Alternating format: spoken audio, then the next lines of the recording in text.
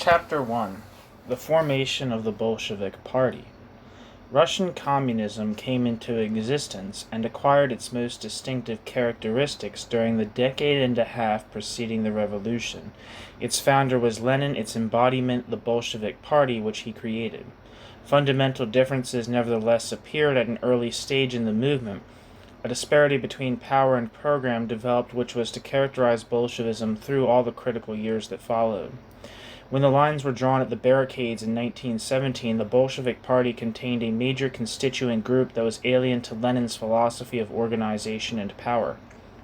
The stage was then set for the decade and a half more. I don't know where I got the half from. The stage was then set for the decade and more of political strife that was not to end until the leftist devotion to the revolutionary program had been altogether extirpated from the party by the monolithic political structure which Stalin built on Lenin's foundation.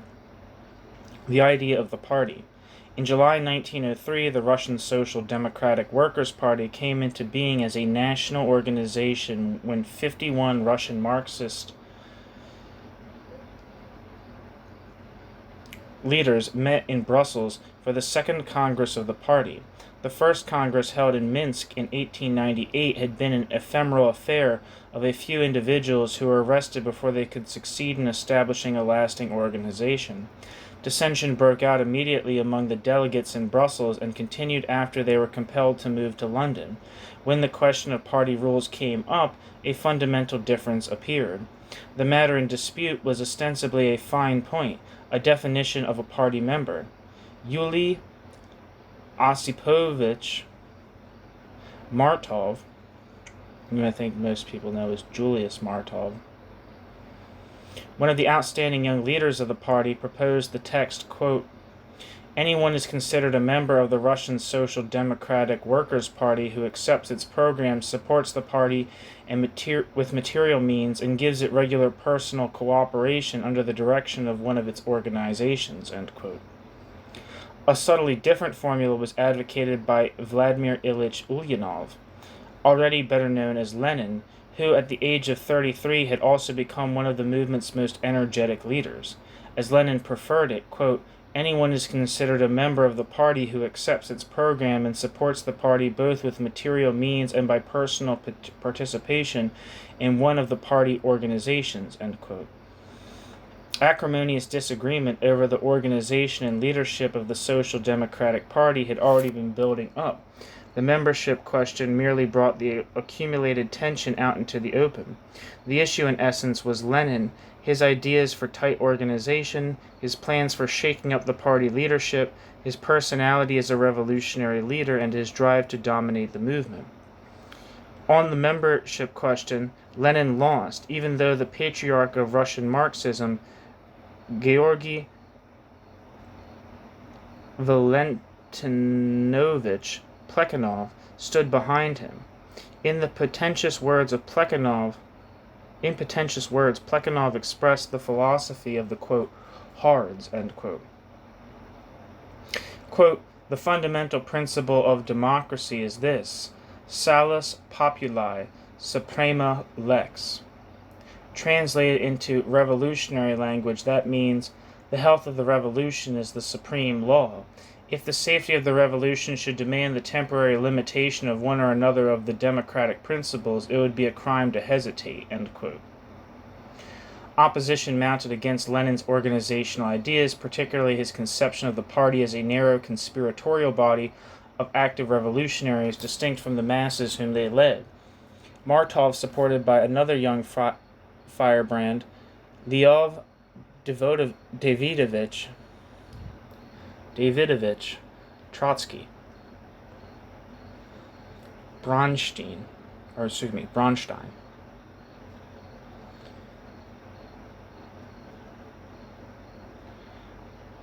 mobilized a bloc of 28 votes to defeat Lenin's, quote, "hard," end quote, plan of organization.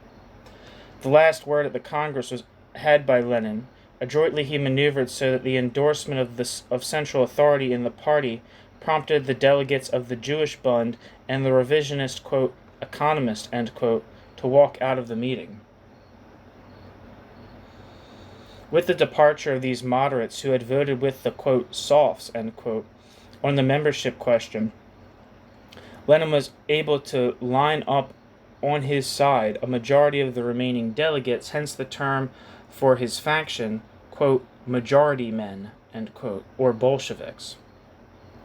He pushed through a reorganization of the party paper, Iskra, the Spark, by a vote of 25-2 with 17 abstaining, and set up an editorial board composed of himself and Plekhanov, with Martov representing the minority faction, the Mensheviks. Martov, protesting against the elimination of 3 of the former editors, declined his appointment to Iskra, and the minority refused to participate further in the proceedings of the Congress.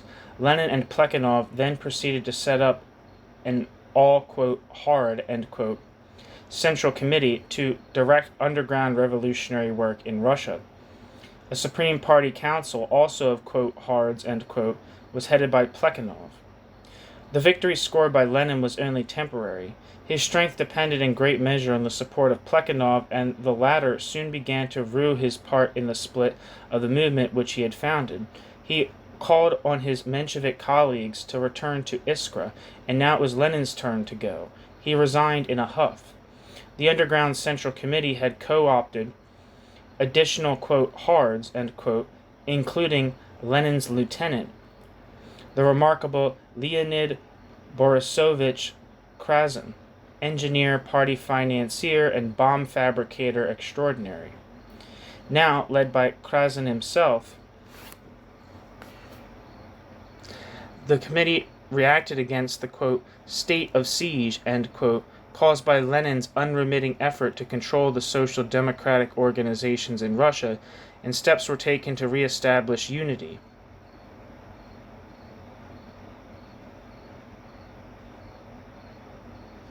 With the Mensheviks. 3 representatives of the, quote, soft, end quote, faction were co-opted into the committee, and Lenin's control was gone. But as he and his followers prepared to fight back, they clung to the name Bolshevik. The term had lost its original sense. The Bolshevik faction was usually in the minority until the 2 Russian Marxist groups went their separate ways, but a new meaning emerged. Bolshevism, as the world knows it, was born. Lenin's exposition of his doctrine of the party had already appeared in 1902 in the form of a polemic against the trade union emphasis of the, quote, economist, end quote, faction in the party. This was his famous tract, quote, What is to be done? The party, Lenin insisted, was the sine qua non of a revolutionary movement. Quote, the spontaneous struggle of the proletariat will not become a real, quote, class struggle, end quote, until this struggle is led by a strong organization of revolutionaries, end quote.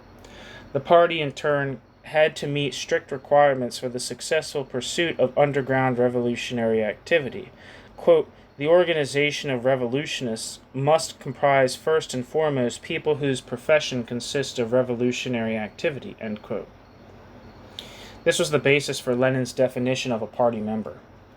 Lenin's stress on the party and its conspiratorial organization was more than a response to the obviously difficult circumstances of illegal revolutionary groups in a police state. It was derived from, or justified by, a particular estimate of the forces making for revolution.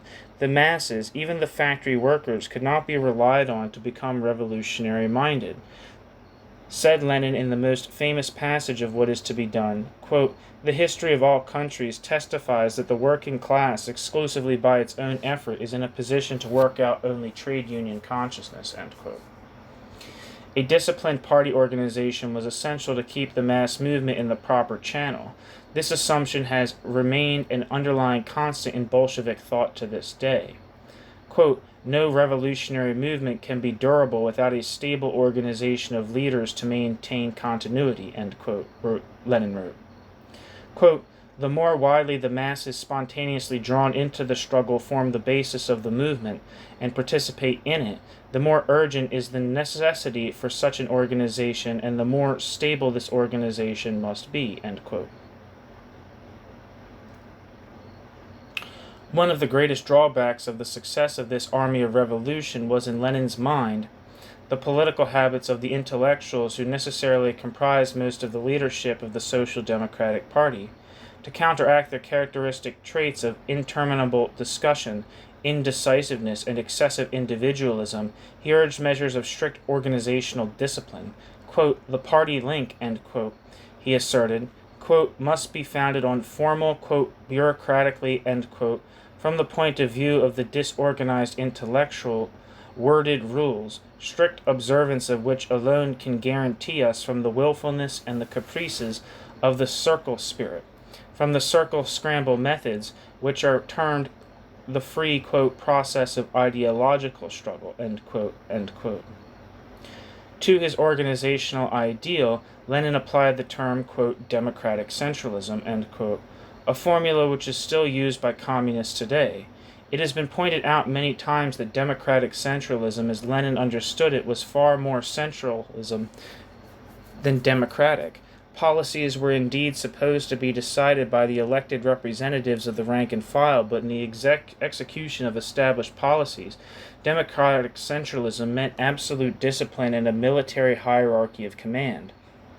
As Lenin explained in 1906, quote, the discipline of democratic centralism and autonomy of local institutions means specifically freedom of criticism, complete and everywhere, as long as this does not disrupt the unity of action already decided upon, and the intolerability of any criticism undermining or obstructing the unity of action decided on by the party, end quote. Despite Lenin's verbal obeisance to democratic principles, his centralist conceptions, when consistently applied, render the democratic ideal an empty illusion. Once centralism has prevailed, democracy has to keep quiet, lest it violate, quote, unity of action, end quote. Once a determined group gets control of the organizational machinery set up in accordance with the principles of centralism, no voice of protest can be raised without violating the party's first principles. In Lenin's mind, a dissident became ipso facto a counter-revolutionary. Quote, any belittling of socialist ideology, any departure from it, means strengthening bourgeois ideology, end quote. But the intellectual discussion necessary to formulate and define such a complex matter as, quote, socialist ideology, end quote, was ruled out by Lenin's insistence on organizational rigor and authoritative decision-making. In Bolshevik practice, socialist ideology was Lenin's ideology, and those of his adherents who disagreed with him on ideological points had ultimately no recourse but to leave the Bolshevik faction. During 1904, the pages of Iskra, now the Menshevik Voice, were filled with indignant attacks on the organizational heresy propounded by Lenin.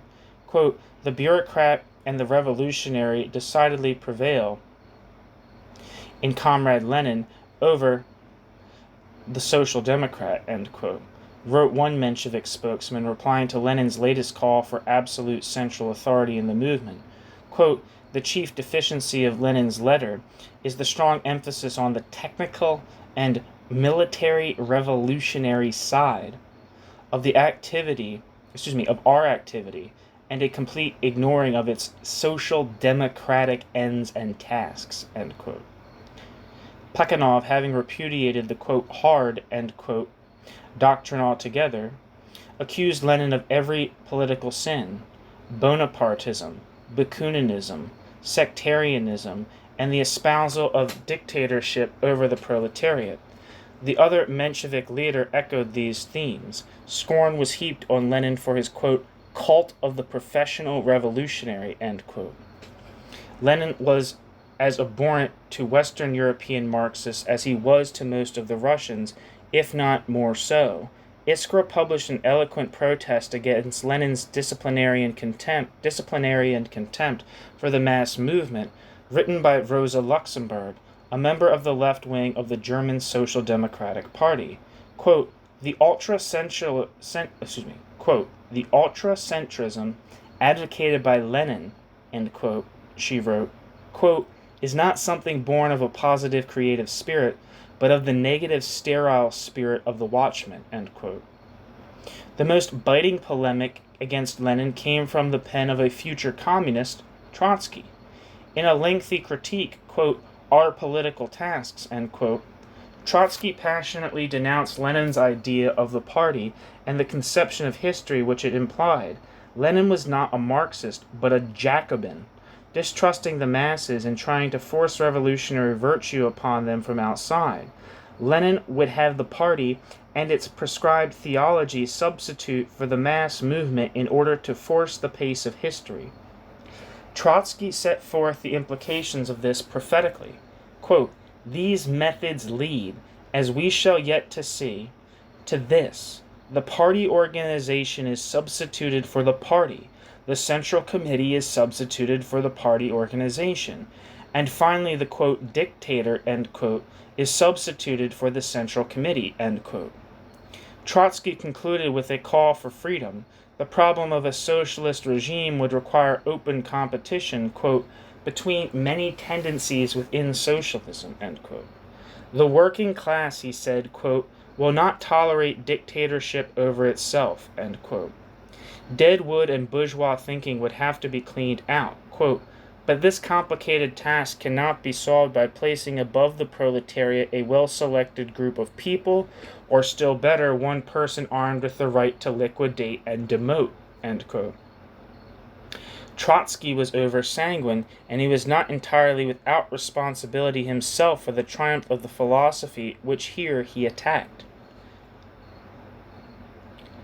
Left and right Bolshevism. The Bolshevik movement, despite the principle of discipline which was its cornerstone, soon began to suffer, like Russian Marxism as a whole, from the national trait of factionalism. The cleavage between the Bolsheviks and Mensheviks did not exhaust the possibilities of factional divisions. It was the result of temperamental and organizational disagreements, and cut across left-right differences of programmatic radicalism. Both the Bolsheviks and Mensheviks contained left and right wings. The, quote, graphic analysis of, quote, left and, quote, right, end quote. Excuse me. What am I saying? Sorry. The cleavage between the Bolsheviks and the Mensheviks did not exhaust the possibilities of factional division. It was the result of temperamental and organizational disagreements and cut across left-right differences of programmatic radicalism. Both the Bolsheviks and Mensheviks contained left and right wings. Between 1905 and 1914, the Bolshevik faction was continuously beset by left-right factional controversies. The divergence thus established in the movement dominated its history down to the revolution and for a full decade thereafter. Lenin lost little time in trying to recoup his political fortunes after his loss of control over the party paper and the underground Central Committee in 1904. His first step was to organize a conference of those émigré social democrats who remained his loyal supporters. It was held in Geneva in August 1904 with a total of 22, quote, hards, end quote, in attendance, which included Lenin, his wife, and his sister. Among the participants of later note were the future Commissar of Education, A.V. Lunacharsky, the economist and future state planning expert, V.A. Bazarov, the future Soviet diplomat, V.V. Vorovsky, assassinated in Switzerland in 1923, the future military commissar and party machine man, S.I. Gusev, M.N. Lyadov, who was prominent in the leftist deviation after 1907, and much later figured in the right opposition of 1928. Maxim Litvinov, of more recent diplomatic fame, and the man who succeeded Lenin as Soviet premier, an educated young revolutionary, then 23 years of age, Alexei Ivanovich Rykov. Lenin was much encouraged by the adherence to his cause of Alexander Alexandrovich Bogdanov Malinovsky, a revolutionary patriarch of 31 trained as a physician who is achieving fame as a party philosopher. Bogdanov was a prophet of the, quote, hard, end quote, doctrine in his own right. Quote, the organizational basis of Russian social democracy consists of the developing conscious vanguard of the Russian proletariat, end quote. The issue for him was simply the discipline of the Workers' Party against the opportunism of most of the intellectuals. Apparently, Bogdanov was instrumental in securing the allegiance of a number of other intellectuals to Lenin's faction, and he himself became Lenin's second in command. The, quote, Conference of the 22, end quote, which can be taken as the real beginning of the Bolshevik movement as a continuously organized entity, gave Lenin the endorsement he desired against the official party organs, and it underwrote his characterization of the soft-hard split as a, quote, conflict of the circle spirit and the party spirit, end quote. The Leninists then proceeded to work energetically for support among the social democratic organizations in Russia, and by the fall of 1904 they were ready to challenge the authority of the official underground Central Committee over which Lenin had lost control. In November, a bureau of the committees of the majority was set up with the sanction of the pro-Bolshevik underground organizations. Bogdanov was its leading figure. Simultaneously, the Bolshevik émigrés established a paper, Pred. I don't know how to pronounce that.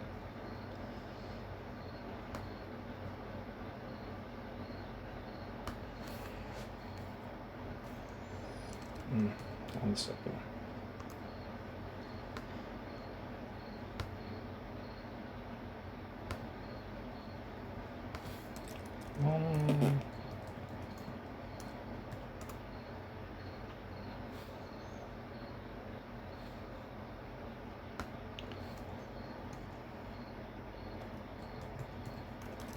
Motherfucker.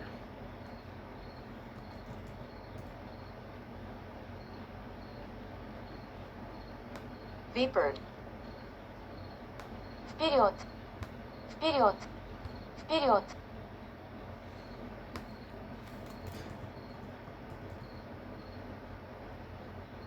Вперед. Вперед. Вперед. Period. Sounds like period. I don't know if that's actually correct. But anyway, the period forward, which they described as the organ of the Bureau. Thus armed, Lenin began to work for the convocation of a new party congress. His task was facilitated as some members of the official Central Committee, including Krasin. One second. Sorry. No, this is annoying. Okay. Once again veered away from the Mensheviks and backed the project. The Congress, counted as the third, met in London in April and May 1905. It proved to be largely an all-Bolshevik affair, though Lenin claimed for the Congress and for the Central Committee which it elected official decision-making status over the Social Democratic Party as a whole. The cleavage in the party was threatening to become a clear organizational rupture, but Lenin never hesitated to defy authority which was not his own creature. A split was welcome if it would help preserve his control over a hardcore of reliable followers. Lenin wrote, quote, "For God's sake, don't trust the Mensheviks in the Central Committee and everywhere unconditionally, and in the most determined way, force splits, and more splits," end quote. Lenin. The emotions which created the Bolshevik movement were amply illustrated at the 1905 Congress. At the outbreak of popular defiance which made up the revolution of 1905 in Russia were mounting towards a climax, the Bolsheviks expressed high hopes for the seizure of power by the revolutionary parties and declared their intention to press plans for an armed uprising. This inclination for planned and vigorous political action was underscored by a criticism of the Mensheviks for their, quote, tendency to reduce the significance of the elements of consciousness in the proletarian struggle and subordinate them to the elements of spontaneity, end quote. The Bolshevik Congress sweepingly condemned the bourgeoisie and all its works and emphatically rejected the Menshevik plan to allow the liberals to take over in a revolutionary regime. The unity of the Bolsheviks on the basis of revolutionary extremism was never more apparent. Lenin epitomized their feelings when he wrote, quote, "Great questions in the life of nations are settled only by force. The constitutional illusions in school exercises in parliamentarism are becoming only a screen for the bourgeois betrayal of the revolution. The really revolutionary class must then specifically advance the slogan of dictatorship." End quote. In some respects, Lenin's followers were even more uncompromising than he was himself. This tendency for extremism to get out of hand was the root of a continued trouble in the party. When Lenin decided, in response both to the ripening revolutionary situation and to the embarrassment which the criticism of the Mensheviks was causing him, that his faction should take steps in the direction of organizational democracy, he had a violent controversy on his hands. His own followers were resisting him in the name of revolutionary purity and, quote, "true Leninism," end quote. On the other hand, few of the Bolsheviks were willing to go as far as Lenin toward an open break with the Mensheviks, though they subscribed wholeheartedly to the, quote, "hard," end quote, organizational philosophy. They still felt that it was a doctrine for the whole party, one which they would strive to have accepted by all social democrats. The underground party men in Russia often found it difficult to understand the differences between the factions or the bitterness which they engendered. As one future Bolshevik explained in an autobiographical sketch, quote, "My first relations with the party on factional lines were with the Mensheviks, but not because I had made any special effort to involve myself in the differences. As a worker activist, I was not successful in working out theoretically my worldview," end quote. At the Third Congress, Lenin had to beat back a number of proposals for restoring the unity of the party, and finally he was forced to accept in a secret resolution an endorsement of unity. Quote, "The Third Congress of the Russian Social Democratic Workers' Party empowers the Central Committee to take all measures for preparing and working out the conditions of merger with the schismatic part of the Russian Social Democratic Workers' Party," end quote. The, quote, "conciliationist," end quote, desire for overall social democratic unity was an endemic tendency in pre-revolutionary Bolshevism. It constantly recurred and was not the property of any one subgroup. One of the early Bolsheviks, save Lenin himself, none of the early Bolsheviks, not one, none of the early Bolsheviks, save Lenin himself, appeared to anticipate an independent Bolshevik movement under Lenin's unchallenged authority and claiming exclusive Marxist orthodoxy. Conciliationism was specifically espoused by virtually every one of Lenin's followers who did not fall into the left deviation. Those who were not left were right. Those who were not left were right. Neither group worked for a party split, as did Lenin. Not until 1912 did Lenin begin to find recruits for the party leadership who would follow his tortuous course to the bitter end. This pattern of cleavage which the Bolshevik faction displayed within its own ranks is extremely significant. It suggests two different sets of motives among the people who decided to support Lenin, and thereby supplies an important clue for understanding the development of the communist movement in Russia. The history of Bolshevism for the next 25 years was to be dominated by the interaction between two opposing strands of thought, both of which first found expression at this time. One group was animated by zeal for revolutionary ideals and revolutionary action. It was utopian in aims, impatient, and usually prepared to use violent methods. Such was the left wing that began to emerge after the revolution of 1905, rashly anti-parliamentarian and convinced that the Leninist party, by striking hard, could rouse the populace for a mass uprising. The other group was marked above all by caution. These were the people to whom Lenin's organizational system appealed not because the forces of revolution among the masses were thought to be so strong, but because they were thought to be so weak. And just as they did not trust the masses, neither did they trust themselves. They preferred to place their political destinies in the hands of a leader in whom they had faith. While Lenin at times encountered points of difference with the Bolshevik right equally as disruptive as his disputes with the left, he could in the end count on their submission. To them, the true Leninists, the party organization proved to be less a means for the attainment of a heroic goal than it was an end in itself, a way of life. In the heat of political battle in 1905, the Bolsheviks and Mensheviks inside Russia appear for the most part to have disregarded their disputes as they united in common cause. Demands were quickly expressed for an end to the formal organizational split which Lenin had brought about with his factional Congress. Bogdanov and Krasin were in the van of the unity movement, and Bogdanov endeavored to show that the Bolsheviks' organizational ideas did not preclude a free range of doctrinal differences.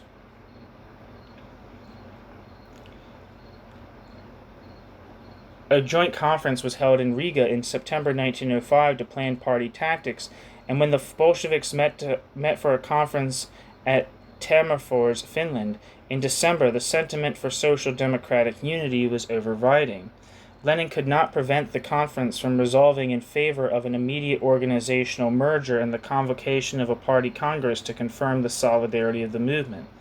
For about 5 years thereafter, the forms of party unity were studiously observed. 2 joint congresses were held, the 4th by the Bolshevik enumeration in Stockholm in 1906 and the 5th in London in 1907, as well as 4 joint party conferences, a type of meeting which became standardized as a smaller and less authoritative Congress. A single underground central committee was maintained. Krasin and Rykov, both proponents of unity, were among the 3 Bolsheviks chosen in 1906 to sit on the committee with the Menshevik contingent of 7. Nevertheless, the identity of the factions was emphatically preserved. The Bolsheviks retained the paper Proletarii, the proletarium, which they had authorized at their 1905 Congress. When the Joint Central Committee established a, quote, military technical bureau, end quote, the Bolsheviks won control of it and imparted to it a strong left-wing emphasis on preparations for an armed uprising. The informal team of Lenin, Krasin, and Bogdanov functioned as a secret Bolshevik staff with its own finances and its own organizational ties with the underground. Lenin openly espoused a double standard of discipline. Quote, "We will not permit the idea of unity to tie a noose around our necks, and we shall under no circumstances permit the Mensheviks to lead us by the rope." End quote. The matter of party finances involved an even more sensitive issue between the factions, that of, quote, partisan units, end quote, and, quote, expropriations, end quote. Some Bolshevik organizations in Russia had taken to bank robberies as well as other irregular devices to finance the movement, much to the distaste of the Mensheviks. The Stockholm Congress voted down the Bolsheviks' unconditional defense of the partisan units and condemned the expropriations and acts of violence against private citizens. Again on this question, the ranks of the Bolsheviks failed to hold firmly. Krasin, speaking of the conciliationist tendency, accepted the prohibition of such acts, and only the extremist half of the faction stood firmly with Lenin. The years following the 1905 revolution were a period of deepening disillusionment and despair for the revolutionaries. The Tsarist government had weathered the storm and by its quasi-constitutional concessions had driven a wedge between the extreme and moderate opposition parties. Painfully, the Social Democratic Party had to adjust its revolutionary hopes to the prospect of a long period of reaction. The Bolshevik left refused to make the adjustment. The question of the correct party tactics for the post-revolutionary situation brought the underlying duality in the Bolshevik movement out into the open. The focal point was the issue of participating in the First Duma, the parliamentary body of limited power, which the government set up under the terms of its October Manifesto of 1905. Around the Duma issue, there arose a protracted controversy between the Leninists and a left opposition, the prologue to the great intra-party struggles of the first post-revolutionary decade. During the political turmoil of late 1905, revolutionary enthusiasm swept virtually the whole of the Social Democratic Party into the movement to boycott the Duma and to continue inciting direct action against the government. One of the few people to voice skepticism at this early date was Lenin. Stalin later recounted Lenin's words of caution pronounced at the Bolsheviks' Tammerfors conference in December 1905, where Stalin first appeared as a delegate and first met Lenin face to face. Quote, "What was our surprise when, after our speeches, Lenin came forth and declared that he was a supporter of participation in the elections, but then he saw that he was mistaken and joined the delegates from the provinces," end quote. Evidently, the attempted uprising in Moscow and the insurrectionary hopes which it fanned persuaded Lenin to endorse the boycott of the Duma. It was the voice of uncompromising radicalism which was registered in the official statements of the conference. Quote, the conference states that the social democracy must strive to break up this police Duma and reject any participation in it. The conference advises all party organizations to use the electoral assemblies widely in order to extend the revolutionary organization of the proletariat and carry on among all strata of the people agitation for an armed uprising. The uprising must be prepared immediately and organized everywhere. End quote. The elections to the Duma were held in March 1906. Despite the defiance of the revolutionary parties, all of them stood by the boycott. All of whom stood by the boycott. To their chagrin, the revolutionaries found that the population had voted for the most radical parties available, the Constitutional Democrats Cadets and the so-called labor group, Trudoviki. The Duma, despite the biased and indirect character of the system of representation, had an anti-government majority. The Mensheviks immediately abandoned the boycott as a fruitless gesture and made participation in future Duma elections one of the principal issues at the party congress held in Stockholm in April. Resisting such a retreat, the Bolsheviks stressed intensive preparation for an uprising and a revolutionary government. Krasin, in the course of a polemic against the Mensheviks' sobriety, declared, quote, the armed uprising has become inevitable in the objective course of the Russian Revolution, end quote. Thus did revolutionary romanticism seek scientific sanction. Participation in the elections, according to the left Bolsheviks, could only disorganize the forces of revolution. The tactic of using the electoral assembly solely for revolutionary agitation was reaffirmed. At this point, Lenin turned definitely against the idea of the boycott and called for the use of the Duma as a revolutionary forum. On the question of participating in supplementary elections to the first Duma, particularly in Georgia, Lenin split his faction and voted yes with the Mensheviks, while most of his erstwhile supporters either abstained or stood in die-hard opposition. The new course of action was vindicated by a landslide social democratic victory in the caucus. In 1907, the Social Democrats went on to participate fully in the elections to the Second Duma, with considerable success. 65 Social Democratic deputies were elected, including 18 pro-Bolsheviks. The adaptability which Lenin had impressed on the Bolsheviks was rewarded by the faction winning a slight majority among the delegates of the Fifth London Congress of the United Party. Even though they now had a slight plurality in the party as a whole, the Bolsheviks maintained and even expanded their factional center. Its membership provides a convenient roster of the Bolshevik leadership at that time. Lenin, Bogdanov, Krasin, and Dreitkov, all familiar figures by this time, and some new men. I.F. Dubrovinsky, leader of the Conciliationists, V.P. Nagin, a prominent right Bolshevik in 1917-18, the historian N.A. Rozkov, M.N. and M.M. Pokrovsky, and two new figures, both aged 24, who were destined to play an especially prominent part in the Bolshevik movement, Leov Borisovich Rosenfeld and Grigory Yevseyevich Radomislisky, respectively known to history by the revolutionary pseudonyms Kamenev and Zinoviev. Not long after the London Congress of the Social Democrats, the revolutionary parties were subjected to a rude shock.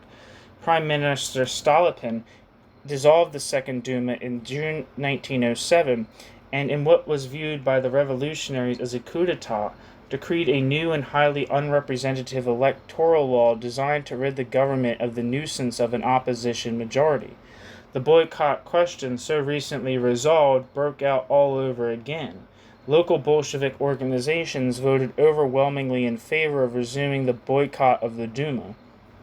At the party conference held in Finland on July 1907, 8 of the 9 Bolshevik delegates, represented by Lenin's second-in-command, Bogdanov, voted to revert to the policy of boycott. Others among the 8 included Lunacharsky, A.S. Bubnov, a young Moscow delegate who adhered to the left wing after 1917 and later became a Stalinist, and G.A. Alexinsky, one of the Bolshevik Duma deputies. The one Bolshevik who joined with the Mensheviks, Polish Social Democrats, and Bundists to defeat the boycott was Lenin. Reasoning that mass revolutionary feeling had given way to a protracted period of reaction, Lenin felt that reversion to the boycott would constitute unjustifiable adventurism. With comparative ease, he persuaded a cautious wing of his faction to join him in rejecting the idea of the boycott, while the left stubbornly held out. Most prominent among those who quickly mended their ways was Kamenev. Zinoviev and Rykov, in contrast to all the rest of Lenin's prominent lieutenants, do not appear to have joined the boycott movement. The familiar party leadership of the early Soviet period was beginning to take shape. When elections were held in the fall of 1907 when elections were held in the fall of 1907 under the new law, the Social Democrats managed to win 13 seats, 7 Menshevik and 6 Bolshevik. Nevertheless, opponents of the Duma were still in a majority among the 10 Bolshevik delegates to the party conference held in November 1907. In Finland, as was the custom, to escape the jurisdiction of the secret police. The Bolshevik Regional Committee of the Central Industrial Region submitted to the conference, which was meeting just as the Third Duma convened, a demand that the Social Democratic deputies to the Duma be recalled. From this demand came the term by which some of the left oppositionists were known during this stage, Ovis, Russian Otsovitsy, recallist. Maneuvering adroitly between the Mensheviks on the right and the Otzovis Bolsheviks on the left, Lenin was able to secure endorsement of his own policy of using the Duma as a platform for revolutionary agitation.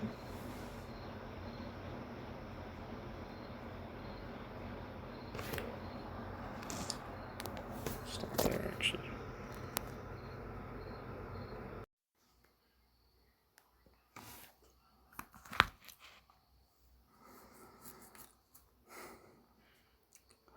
In 1908, the Otzovist movement gathered organizational strength and became a serious challenge to Lenin's position in the party.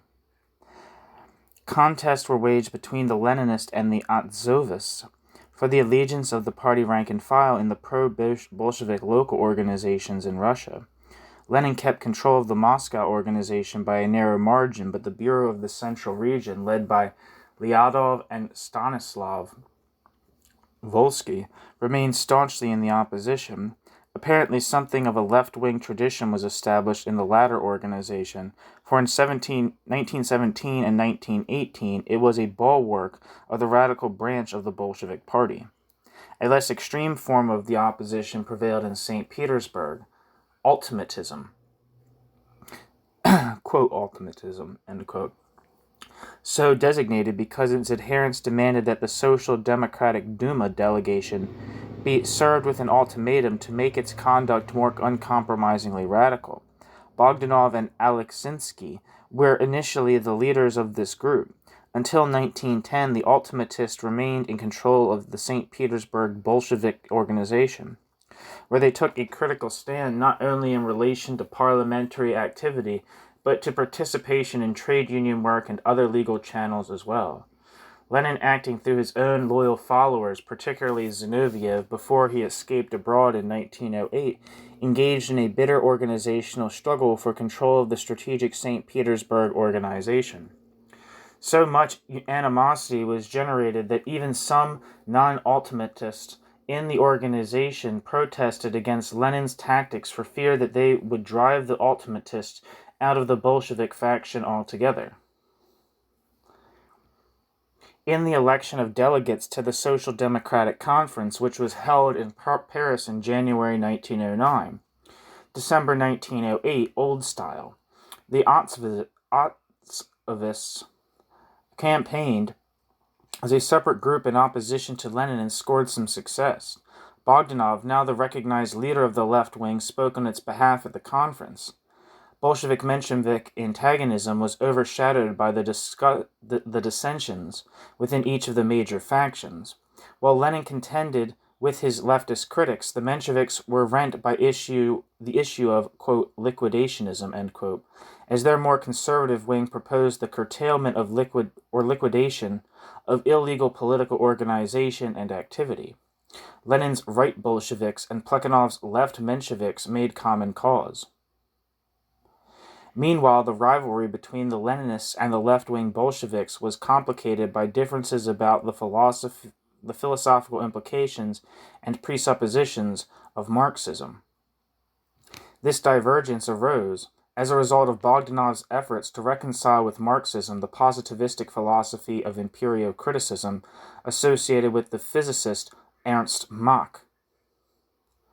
As soon as Bogdanov began expounding this idea shortly after 1900, he was denounced by Plekhanov for deviating in the direction of idealism. Lenin at first took no stand in the philosophical debate. Quote, "I didn't consider myself sufficiently competent in these questions," end quote, he explained later in a letter to Maxim Gorky.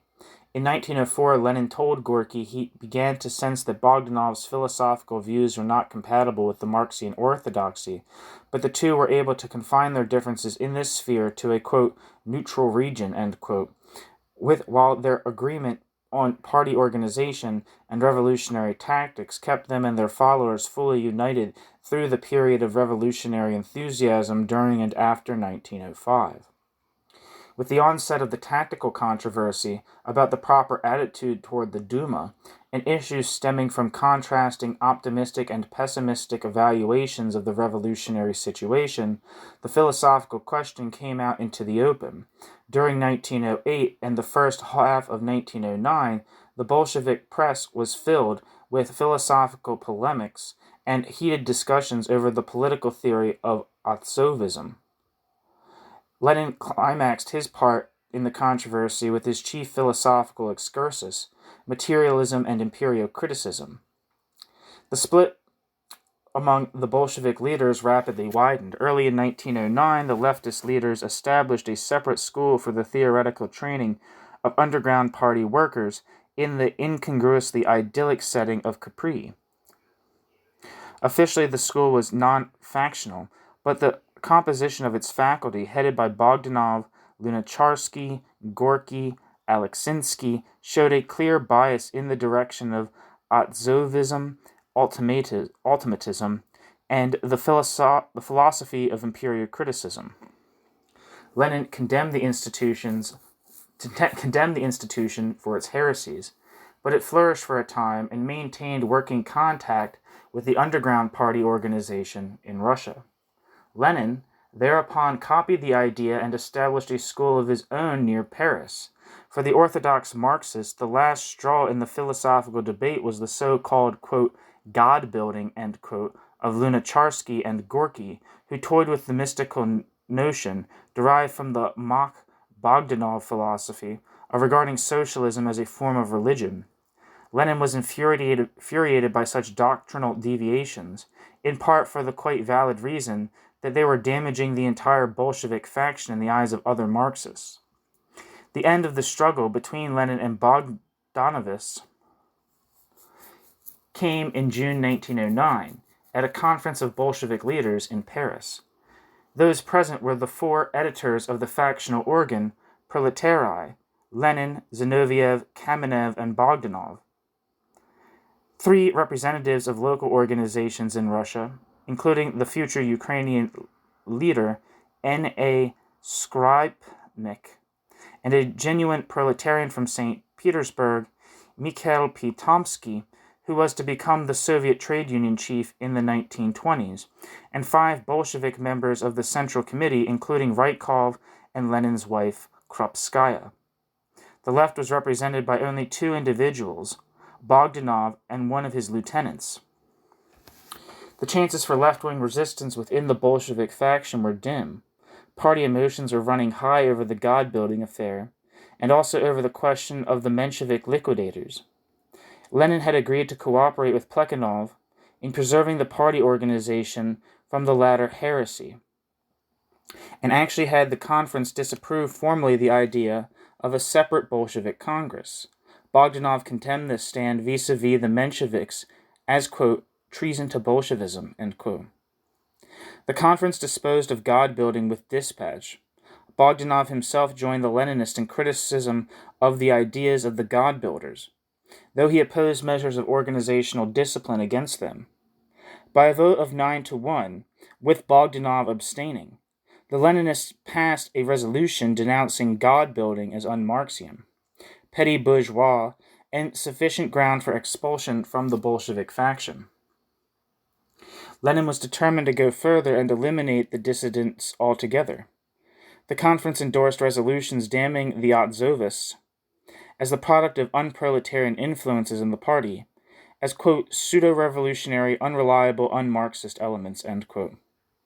Thus did Lenin characterize most of the men who had helped him form and lead the Bolshevik faction up to 1907.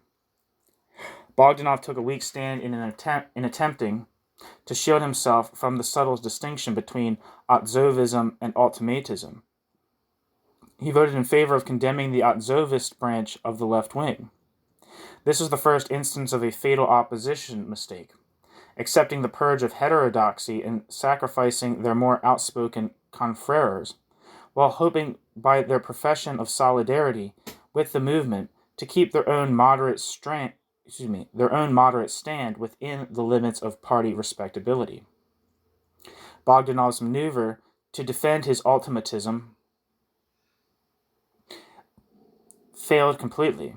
Quote, politically, end quote, the conference resolved, quote, ultimatism, quote, ultimatism, is at the present time in no way different from Otzovism, and even introduces more nonsense and confusion because of the concealed character of its Otzovism, end quote. In a fashion which was to become characteristic, Lenin's left-wing critics were lumped together and identified with the enemies of Bolshevism. Quote, ultimatism and Otzovism are in the essence the reverse side of Menshevism, end quote. Bogdanov was summarily read out of the Bolshevik faction. A, quote, faction, end quote, it was explained in the informational statement issued in the name of the conference, had to be, quote, single-minded, end quote, a criterion Lenin did not apply to a, quote, party, end quote, until he had established one of his own. Bogdanov and the, quote, God-builders, end quote, had eliminated themselves by their own dissent, which had, quote, become a threat to the unity of the party, end quote. Again, in a way which was to become typical, the threat to unity was ended as Lenin himself put an end to unity and expelled the opposition. The break between Lenin and the left-wing Bolsheviks was complete. Lenin rejoiced over ridding his faction of these, quote, left fools, end quote, and declared, quote, the Bolsheviks have cleansed the ground for party spirit by their relentless struggle against anti-party elements, end quote. The tactic of disposing of intractable opposition groups by purging them from the party was a natural corollary of Lenin's centralism. Whenever the differences of outlook prevented minority opposition groups from swallowing a distasteful policy of the party leadership, they became ipso facto violators of party discipline. There could be no room for such people within the Bolshevik ranks. After the split which Lenin forced in June 1909, the Bolshevik Mensheviks became an independent factional group in the Social Democratic Party. From the Capri School, they began to hit back at Lenin. Bogdanov and Krasin drew up a platform stating the group's concern for, quote, preserving the militant revolutionary tendency in our party, end quote. They warned that if their radicalism were not endorsed, the Bolsheviks stood in danger of losing their following to the anarchist and the socialist revolutionary maximalists.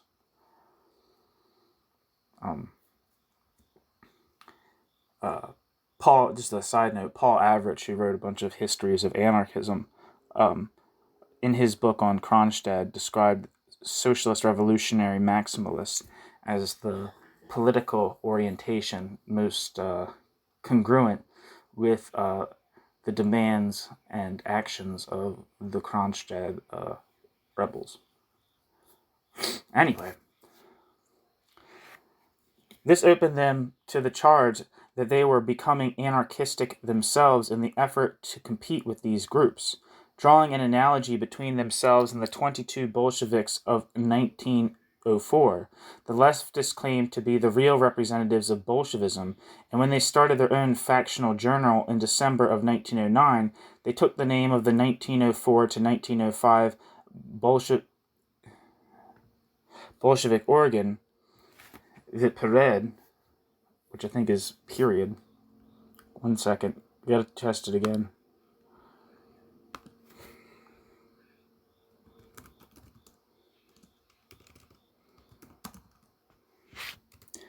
The period.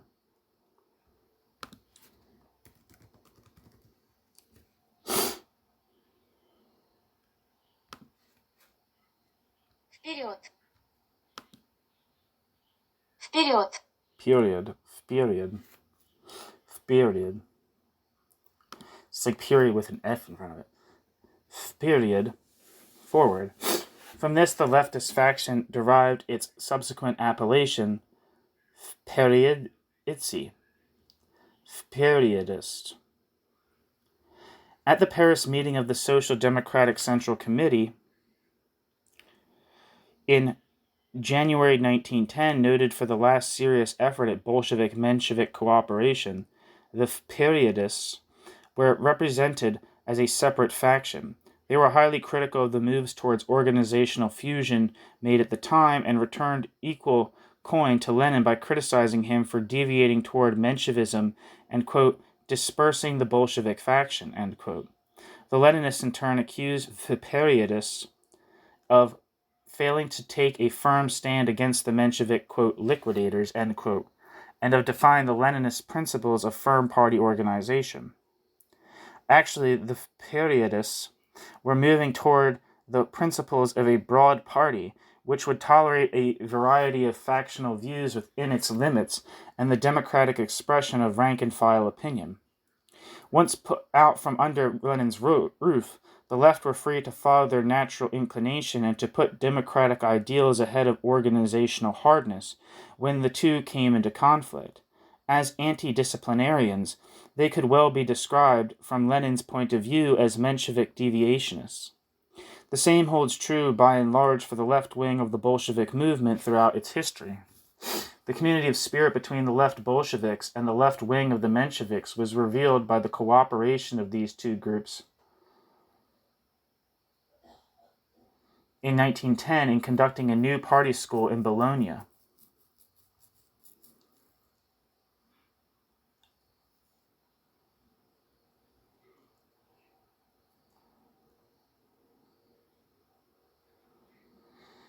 When the Otzovist movement was in full swing, the leftists were inclined even more than Lenin to stress revolutionary conspiracy. In many respects, especially the refusal to participate in any parliamentary body, the Otzovists were akin to the anarchists. Like Bakunin's followers of 30 and 40 years earlier, they disdained prosaic organization and educational work among the populace and abjured all compromise. Quote, cut off from the workers' movement, occupied with the dead work of practical military preparations, end quote. Thus were the underground activities of the leftists described in one contemporary Bolshevik document. From the standpoint of theoretical Marxism, the left-wing Bolsheviks went beyond Lenin in their stress on the efficacy of political organizations and resolute action as opposed to the slow working of economic forces. In stark contrast to the drill master Lenin, however, the leftists were devotees of revolutionary romanticism, emphasizing conspiratorial activity not because they had too little faith in the masses, but because they had too much faith in the masses.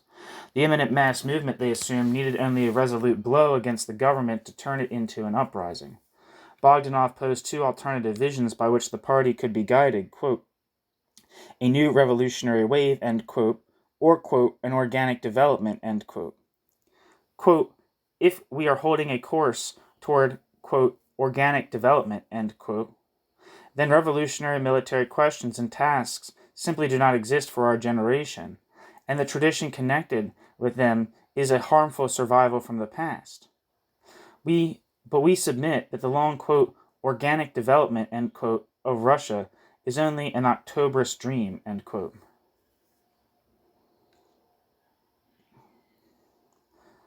Bogdanov. Ruling out the possibility of gradual social evolution, Bogdanov believed that the party's task was simply to call forth and lead the revolutionary mass movement. This, as it turned out, was precisely the position which Lenin took in 1917, and it was not accidental that men of the leftist frame of mind gave Lenin more support than his own Leninists in his thrust for power. In the eyes of the leftists, Lenin's conservatism deprived his principles of organizational hardness of any justification. After the open factional break in June 1909, the leftists began to attack Lenin's organizational centralism in a manner reminiscent of the Mensheviks in previous years. In various articles, Lenin was denounced for, quote, a regime of dictatorship in the party, end quote, party czarism, end quote, the monarchic structure of the party, end quote. Lyadov attacked the cleavage between the leaders and the masses, which the Bolshevik organizational principles created, and asserted that, quote, for Lenin, the question of party centralism is reduced to the statutory strengthening of his personal influence in the Russian movement, end quote. Bogdanov struck even deeper in commenting on Lenin's manner of debate. Quote, rudeness and high-handedness toward people whom one holds lower than oneself in position, respectfulness towards those whom one acknowledges as higher than oneself, is a common feature of authoritarian psychology in present-day society. End quote. Alexander Bogdanov. The history of the Otzovist periodist tendency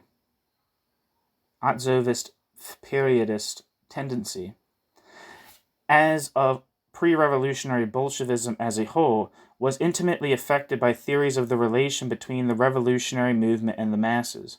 Pre-revolutionary left Bolshevism came to grief as a unified group in disputes over questions in this realm, particularly over Bogdanov's idea of, quote, proletarian culture, end quote. According to this notion, socialism was not a definite system to be achieved all at once, but rather a variable ingredient in all social relations, quote, organization on a socialist comradely basis, end quote. This meant that, quote, the struggle for socialism does not at all reduce to one war against capitalism, end quote. Socialism would depend on the gradual formation of a new proletarian culture. To this, quote, revisionism, end quote, the, quote, orthodox Marxist, end quote, wing of the period group took sharp exception. Ramifying theoretical dissension, coupled with disgust over this wrangling, caused the group to dissolve rapidly. In spite of the bitterness of the controversy that had raged between the Leninists and the periodists, most of the latter found their way at one time or another back into Lenin's party. Almost immediately after the dissolution of their group, Bogdanov and Alexinsky began to cooperate with the Bolsheviks. Bogdanov even contributed to the St. Petersburg Pravda, the direct ancestor of the present organ bearing that name, until the editors rejected one of his articles with the familiar comment, quote, insofar as the policy of the periodists is mixed up with anarchism and syndicalism, every Marxist will call it adventurism, end quote. Bogdanov retreated into a loose association with the Mensheviks. After the revolution, he gave up politics to devote himself to expounding the expounding of, quote, proletarian culture, end quote, and to scientific work in physiology. In 1922 and 1923, Bogdanov's name appeared once again in connection with opposition activity, when he was associated with a small communist splinter group known as the Workers' Truth. Bogdanov died in 1926, the victim of a medical experiment which he was performing on himself. Rumor had it that his death was a suicide. Alexinsky's connection with Bolshevism was cut short in 1914 when he became a defensist and denounced support of the Russian war effort. He later went all the way to monarchism and anti-Semitism, sided with the whites during the Civil War, and then settled down as an émigré in Paris. Most of the period group, however, together with the Leninists, most of the Mensheviks, remained true to the internationalist ideals of the Second International, which were being abandoned by the majority of European socialists in favor of national defense. It was by virtue of this common stand that most of the periodists again drew close to the Bolshevik Party and adhered to it in 1917.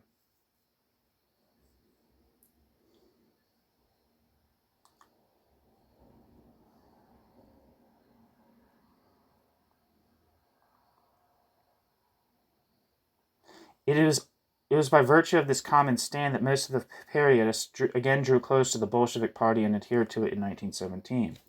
The anticlimactic demise of the first organized left Bolshevik opposition contrasted tellingly with Lenin's success in keeping his faction strong in the face of all kinds of difficulties.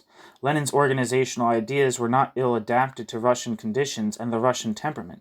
It was precisely the evils which Lenin warned against: inadequate discipline, over-concern with theory at the expense of practical work, the excessive individualism of the intellectuals, failure to adjust tactics to changes in the political situation, that proved the undoing of the left Bolsheviks as an organization. This lesson was not lost on the people who later made up the Communist Party. Lenin had no sooner rid himself of the left deviation in 1909 than trouble began to break out on the right. The pattern here was an accurate forecast of the events of 1927 to 28, when Stalin, after expelling the left, immediately found himself deep in controversy with the right opposition. When Lenin eliminated the left wing in 1909, the endemic conciliationist tendency among the rest of the Bolsheviks surged up. At a meeting of the Social Democratic leadership held in Paris in January 1910, most all of the Bolsheviks present endorsed unity with the Mensheviks. The initial leader of the conciliators was Lenin's new lieutenant, Dubrovinsky, whose career soon ended in Siberian exile, where he was driven to suicide. Other conciliators of later prominence included Rykov and Nogin, and some still newer leaders, S.A. Lazovsky, who fluctuated between Bolsheviks and Mensheviks before establishing his career as head of the Communist Trade Union International, and Grigory Yakovlevich Sokolnikov, a future Soviet finance commissar and adherent of the Zinoviev opposition. Kamenev apparently also gave some support to the unity movement. Measures for party unity were approved in January 1910, going beyond anything achieved since 1903. The factional press, always a key factor in émigré political divisions, was suppressed. A new United editorial board for the organ Social Democrat was set up, composed of Lenin and Zinoviev from the Bolsheviks, the Mensheviks Martov and Dan, and the Polish Social Democrat Warski. Lenin and Zinoviev were the only prominent Bolsheviks since the purge of the left who were not conciliators. From this time on, Zinoviev was Lenin's number one lieutenant, completely trusted until the events of 1917 rudely put their collaboration to the test. But the left and right deviations, the periodists who opposed legal activities, and the liquidators who rejected illegal work were condemned by the Paris Conference, though not in terms sufficiently strong to meet with Lenin's satisfaction. Enduring unity in the Russian social democratic movement was a mirage, given the conflict of principle and of personalities which had arisen by this time. Lenin was a man who could bow to no contrary will. By April 1910, he was writing to Gorky that he could not stand the dissension within the supposedly united party and hoped for a purge of the deviants. Both Bolsheviks and Mensheviks failed to observe the conditions for unity which each expected of the other.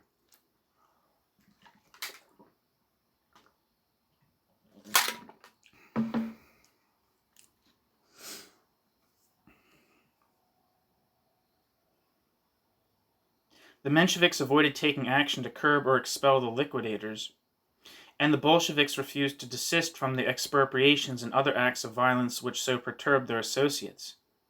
By the fall of 1910, the factions were again at swords' points. At this juncture, Lenin's cause was conveniently advanced when Rykov who had succeeded the imprisoned Dubrovinsky as the most active leader of the conciliators, was himself arrested while on mission inside Russia. Reichholz's place was not effectively filled, and the conciliationist movement among the émigrés began to dissolve. Lenin drove ahead to convoke the all-Bolshevik Prague Conference on January 1912. That was me peeing really fast. It's like that sound was me pouring coffee into a protein protein mixer to get the last scraps of whey off the bottom of my mixer. Anyway, Lenin drove ahead to convoke the all-Bolshevik Prague Conference on January 1912, which marked the final rupture of Bolshevik-Menshevik unity. Rather than proclaim the Bolshevik faction as an independent party, Lenin tried again to pretend that his factional meeting was a legal assemblage representing all bona fide social democratic elements. A new all-Bolshevik Central Committee purporting to represent the whole party was elected. The Bolshevik conciliators were conspicuously excluded from its membership, though they were never formally driven out of the faction, as was the left deviation. All those on the committee except Lenin and Zinoviev were new men, promoted in reward for their loyalty and organizational capacity. 1 second. Gotta save this file right quick.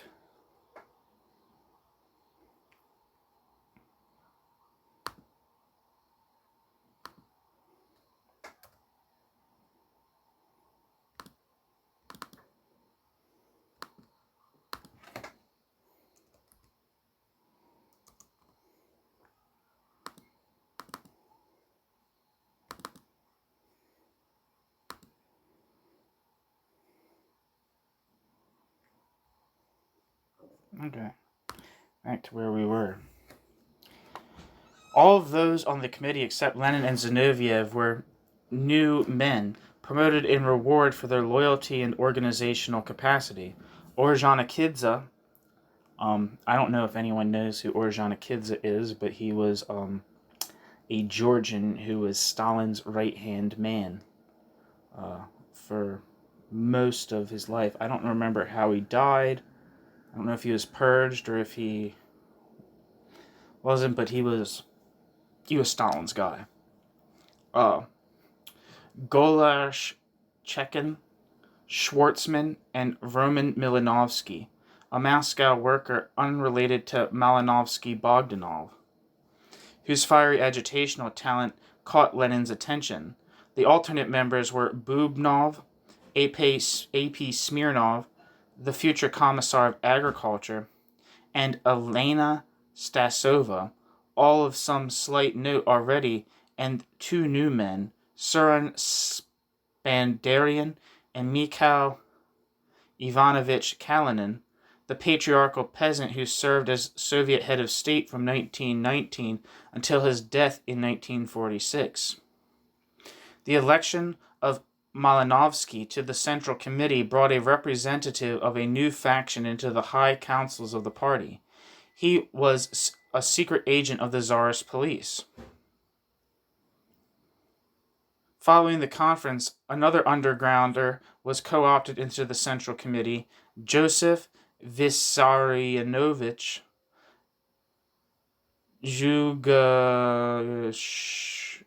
Zhugashvili, then coming to be known by his latest pseudonym, Stalin, the Man of Steel, exemplar of the metallic virtues of hardness and toughness. When Lenin called the Prague meeting and designated it an official party conference, the periodists joined the Mensheviks in denouncing the act as a blow to all hopes of restoring social democratic unity.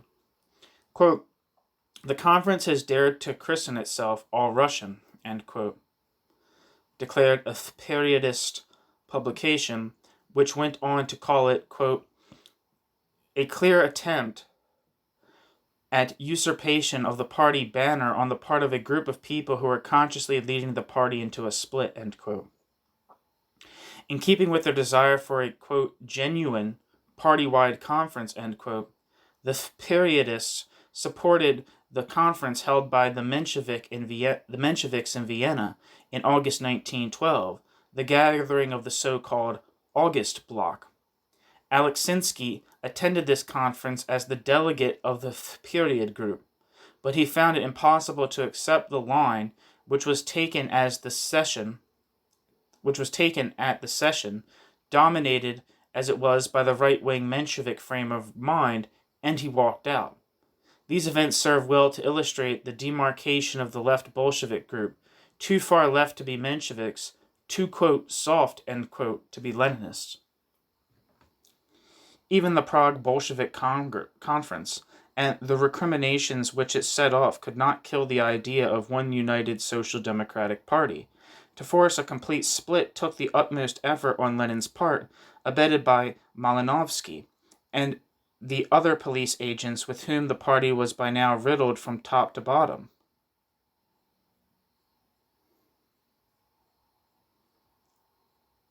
The police, to whom revolutionary disunity seemed an obvious desideratum, facilitated Lenin's policy of a split by arresting the leading conciliators. This appears, for example, to be the reason for Rykov's arrest in 1911. Nevertheless, conciliationist sentiment led the Bolshevik deputies elected to the Fourth Duma in the fall of 1912 to pledge respect for the unity of the whole Social Democratic Duma delegation. The editors of the Bolsheviks' new St. Petersburg paper.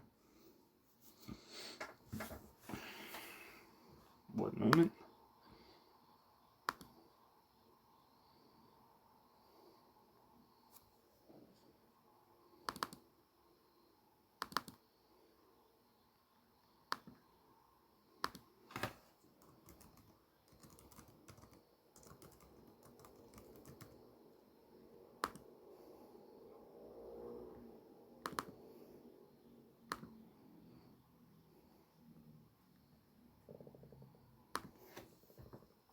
Where was I?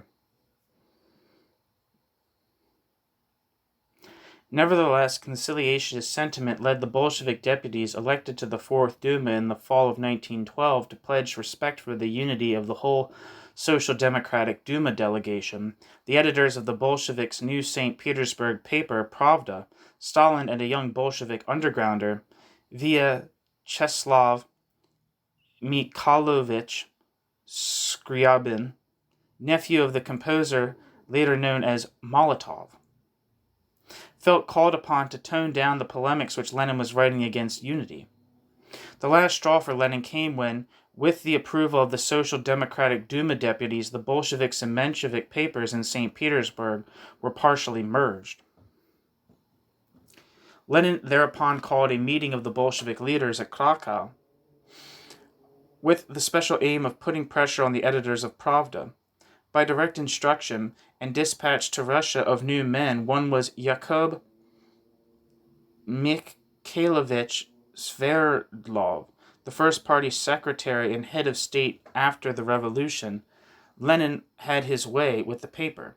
Another such meeting in the fall of 1913 sufficed for forcing the Bolsheviks to realize the necessity of breaking with the Mensheviks once and for all.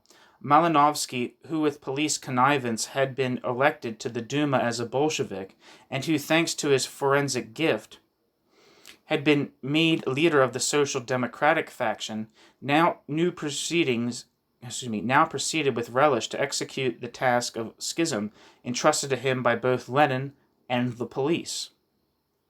Bolshevik Menshevik unity was finally dead, though hopes for its resuscitation lingered on. Between 1914 and 1917, there was considerable talk of reuniting the party around the internationalist platform of opposition to the war. In March 1917, the rosy dawn of revolution, hopes for unity blossomed and negotiations to that end were actually undertaken, but the unity idea was dispelled when Lenin returned to Russia in April 1917 and turned the Bolshevik Party resolutely toward the seizure of power. There was one final but important effect of the idea of uniting all internationalists. The radical Mensheviks, including Trotsky, were absorbed into the Bolshevik Party, where they played a vital role both in the course of the revolution and in the subsequent history of opposition activity. That's the end of the section, so I'll save that for next time. Internationalism and factions. Like its sister parties all over Europe, the Russian Social Democratic Party was thrown into consternation by the outbreak of war in 1914. The support of their nation's war efforts by majorities of most of the parties of the Second International in the belligerent countries seemed to the anti-war groups an outright betrayal of the principles of socialism.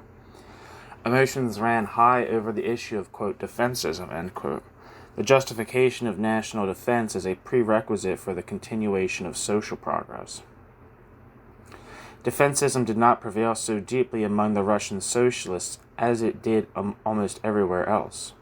The Social Democratic Duma fraction as a whole, Bolsheviks and Mensheviks alike, voted against war credits. There was, however, a great amount of defensist feeling among the Mensheviks, with Plekhanov in the lead. Even some Bolsheviks, notably the ex-periodist Alexinsky, deserted the internationalist ranks. 2 of the 5 members of the Bolsheviks' Paris Committee volunteered for the French army, and one of them was killed in action. Other Bolsheviks in France volunteered or supported the war against Germany, while the anti-war majority among this group had to seek assurances from Lenin that their stand was correct before they could feel secure. The Bolsheviks in Russia were similarly irresolute in their initial stand. When Kamenev and the Bolshevik Duma deputies were arrested in the fall of 1914 as the Tsarist government's reply to Lenin's unabashed enunciation of revolutionary defeatism, they strove to defend themselves by abjuring the extreme stand of their leader.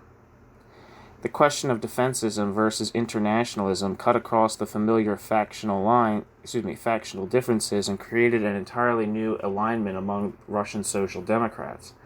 This proved to be extremely significant, for it was on the lines of this new division, not according to pre-1914 loyalties, that the Bolshevik Party took shape and struck for power in 1917.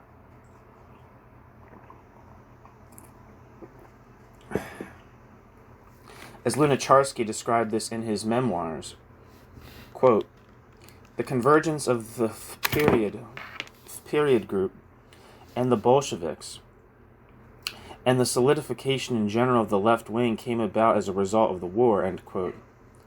And it led to, quote, the merger of all left groups of the former Social Democratic Party in the Great United Communist Party, end quote. It was not, as is often supposed, the split of 1903 which set the eventual limits of the Bolshevik Party.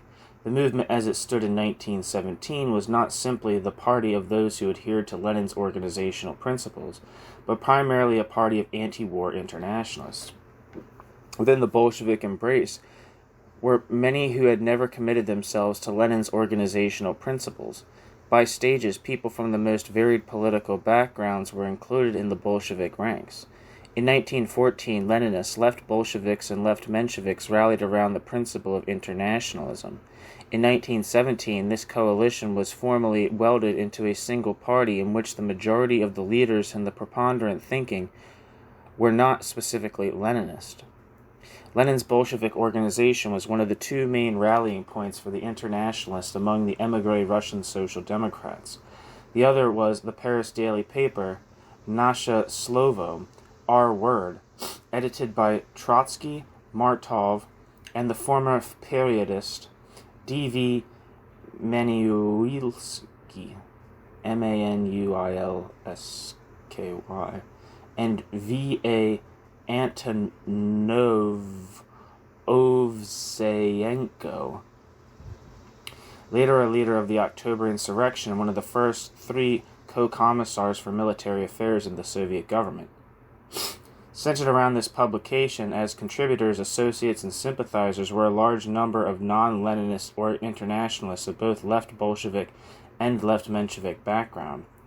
Closely associated with the paper were the periodists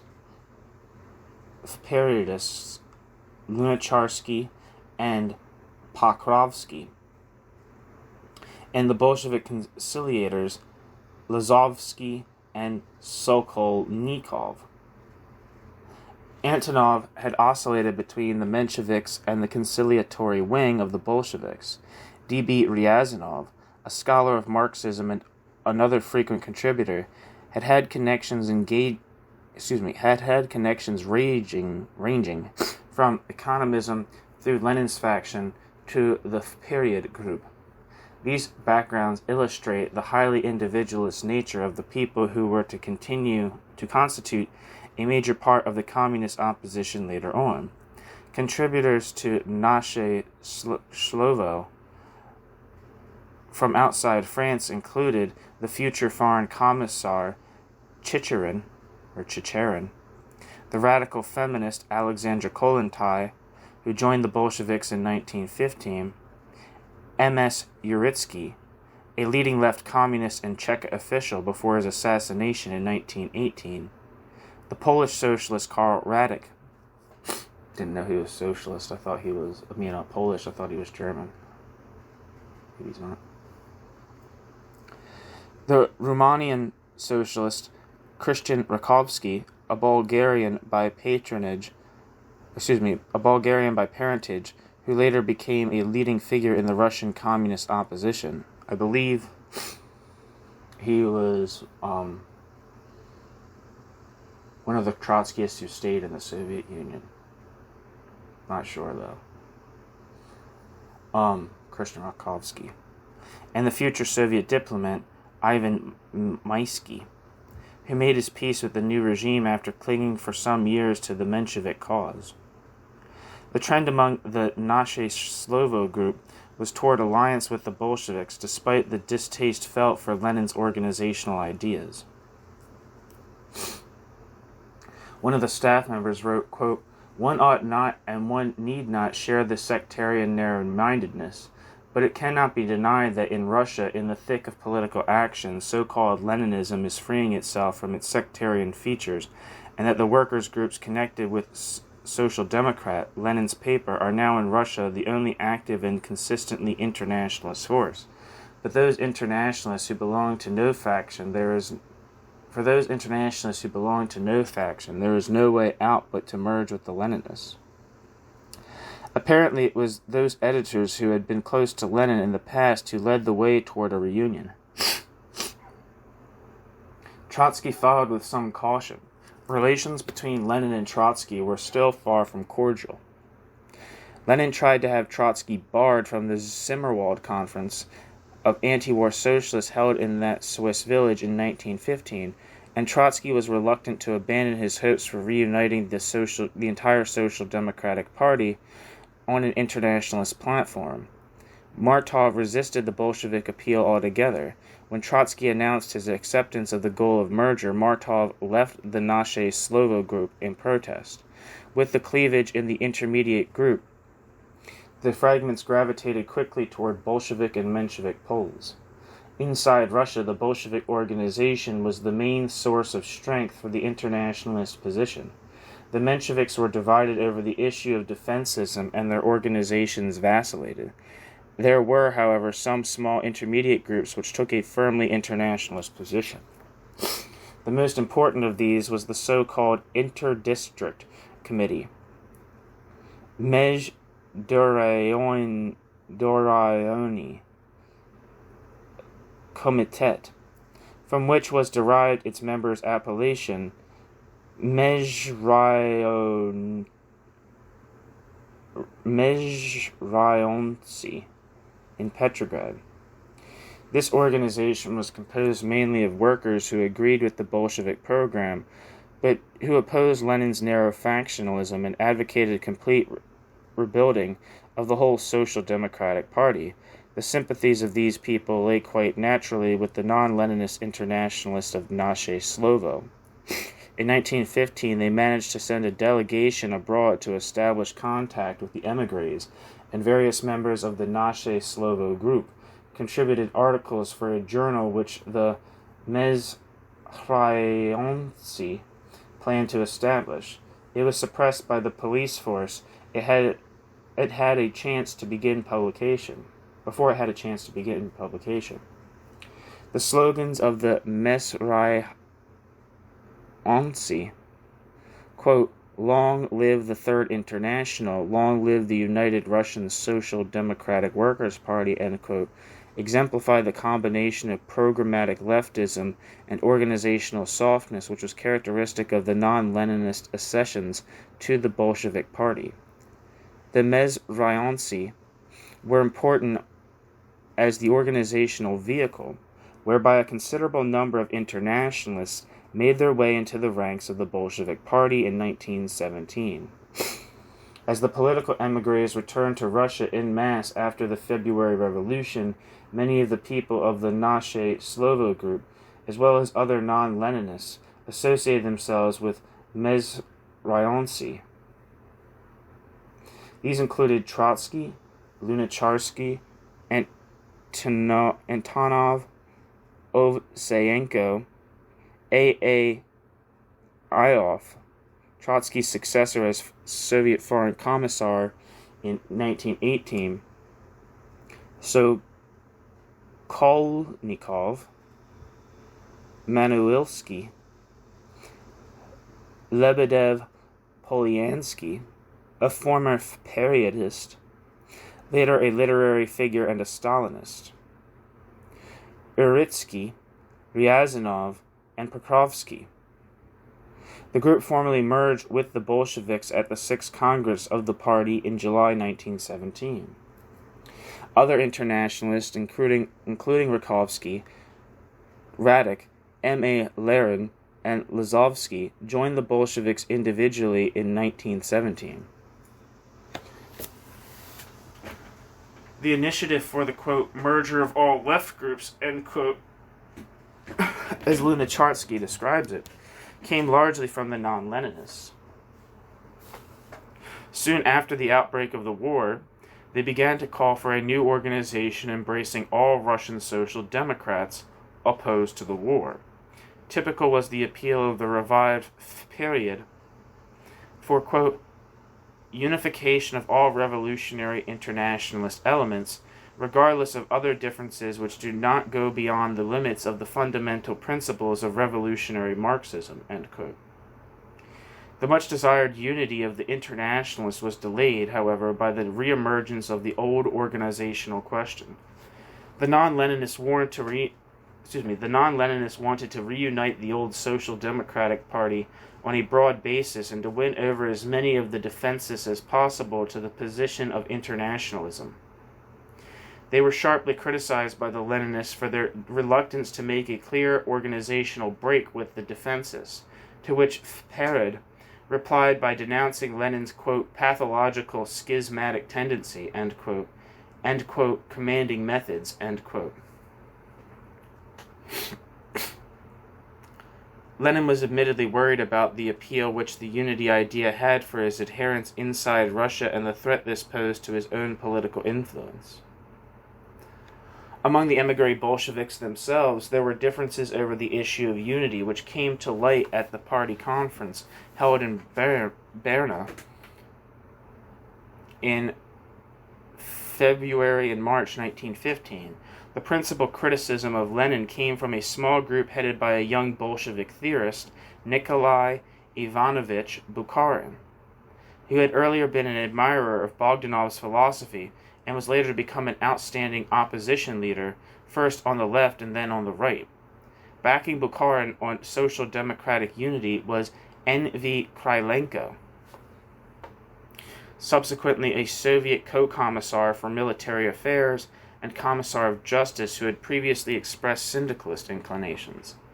They strongly urged that the contemplated preparation of a third international be undertaken only in cooperation with other social democratic internationalists, especially the Naše Slovo group. A proposal to establish closer ties with the latter was, however, voted down by the Leninists. The question of organizational breadth was only one of several differences which began to appear among the Bolsheviks at the time of the Berna Conference. A new left-wing opposition group of which the Bukharin faction at the Berna Conference was the first to sign, was taking shape within Lenin's own Bolshevik organization. Like the non-Bolshevik Internationalists, the new left Bolshevik group found Lenin's position on the war much too stubborn. Lenin summed up his stand in such slogans as, quote, defeat of the Tsarist government, end quote, and, quote, transformation of the imperialist war into a civil war, end quote. Trotsky countered that this outright defeatism was an oversimplification which actually worked in favor of the equally imperialist German government. Quote, to stand for the defeat of the Russian government is an uncalled for and unjustifiable concession to the political methods of social patriotism, offering an extremely arbitrary solution along the lines of the, quote, lesser evil, end quote, rather than along the lines of a revolutionary struggle against the war and against the conditions which gave rise to it, end quote. Trotsky's opposition to simple defeatism and his espousal of the slogan, quote, the United States of Europe, end quote, as the socialist ideal were points even more heavily stressed by the Bukharin group of left Bolsheviks and by former periodists. These people favored the much less radical slogan, quote, a democratic peace without annexations and indemnities, end quote. Bukharin was representative of the left-wing adherents of extreme internationalism in reasoning from the neo-Marxist theory of imperialism. According to this view, finance capitalism had made the world an economic unit, and the anticipated socialist revolution would consequently sweep the globe without regard for national lines. Lenin set himself against this prevailing outlook by stressing the continued importance of nations and of economic differences between them.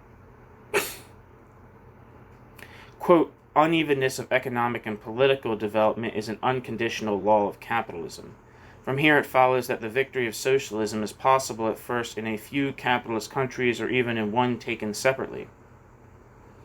The free unification of nations in socialism is impossible without a more or less prolonged, stubborn struggle of the socialist republics against the backward states, end quote. Consequently, for Lenin, the hope of a simple solution of the problem of national states through a United States of Europe was a, quote, pacifist illusion, end quote. With the idea of the uneven character of the revolutionary process underlying his thought, Lenin set forth a program of national self-determination, in opposition to the internationalist Social Democrats. Such a concession to nationalist feelings was in flat contradiction to pure internationalism espoused by almost all the Bolsheviks and left-wing Mensheviks, Bukharin together with Grigory Leonidovich Pyatakov, the future Trotskyist industrial administrator, led the left Bolsheviks against the self-determination principle. Radek and Kollontai, among others, represented the left Mensheviks on the same side of the issue, and the remnant of periodist left Bolsheviks, including Pokrovsky and Lunacharsky, stood with them. Felix Dzerzhinsky, I think they call it, they don't say it here, but Iron Felix. The fanatical Polish head of the Cheka in the early years of the Soviet regime made his first appearance as a left-winger on the nationality question. Evidently, he had acquired this point of view from under the influence of Rosa Luxemburg.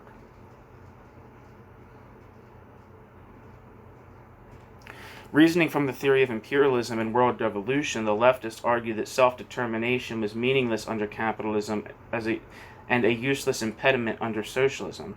As Trotsky put it, quote, the national state has outgrown itself as the frame for the development of productive forces, as the basis for the class struggle, and especially as the state form of the dictatorship of the proletariat, end quote.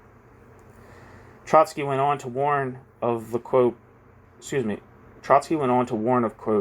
that national revolutionary messianic mood which prompts one to see one's own nation-state as destined to lead mankind to socialism, end quote. The debate waxed bitter even within the Bolshevik ranks when Lenin failed to get his party journal, Communist, that's what the journal's called, or Communist, or however you'd say it in Russian, to repudiate an article by Radek dismissing the idea of self-determination as an anachronism. He scuttled the journal. The question of self-determination remained unsettled when more practical revolutionary interests intervened.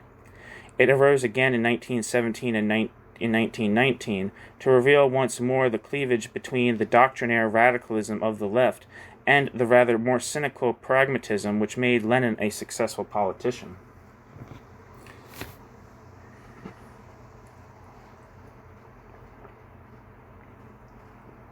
The First World War and the questions which it raised for the Russian Social Democrats had consequences of the greatest significance for the subsequent history of the Bolshevik Party.